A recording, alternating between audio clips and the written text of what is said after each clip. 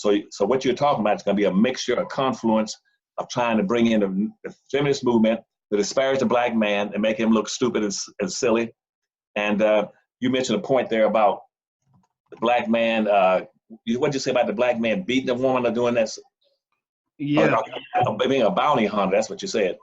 yeah, yeah. There was a black a black male bounty hunter in the film. I think his name was Bigger Long, if I'm not mistaken, which was an interesting name.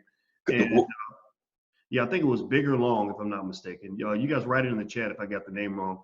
And basically, this black bounty hunter, which from what I have read everywhere, there was no person like this in Harriet's life. Now, maybe there were I'm sure there were black people who did all kinds of things, but you know, the creation of a black bounty hunter was an interesting choice in terms of, you know, being, you know, expressing their creative freedom. But then beyond that, he was extremely violent, more violent than the slave master.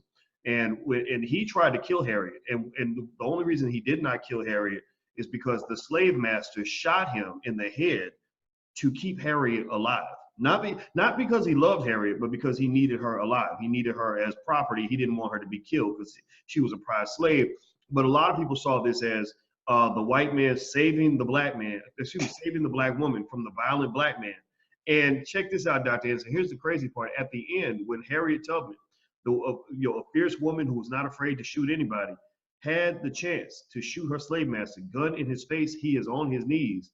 She throws the gun to the ground and gives him a lecture about why it's wrong to enslave people. And then she rides off on a white horse and leaves the master alive. Like, you know, this was interesting, right? Yeah, I know. I figured it's almost comedy. I couldn't believe what I was watching on the screen. Dr. based on what I've just, you know, described to you. Boys, and that is pure, unadulterated, virginous propaganda.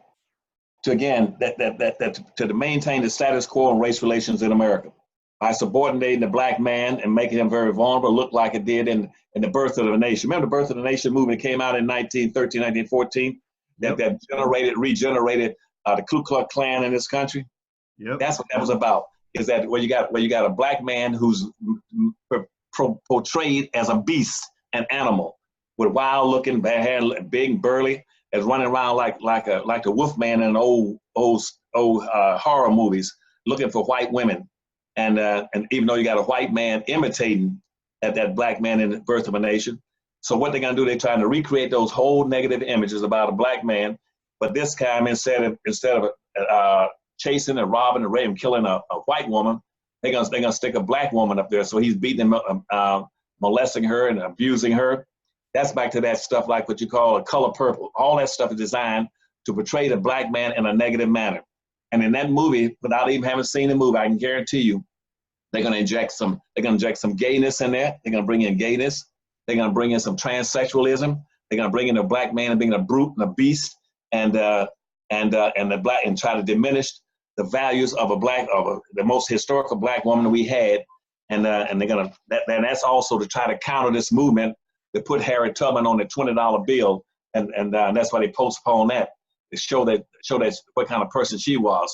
That woman was totally different. What you're telling me, these fictional accounts, that is all propaganda that's being perpetuated in this country to maintain the status quo and racism. And any black that goes and spend money on that kind of movie, he needs his ass whipped with a barbed wire switch.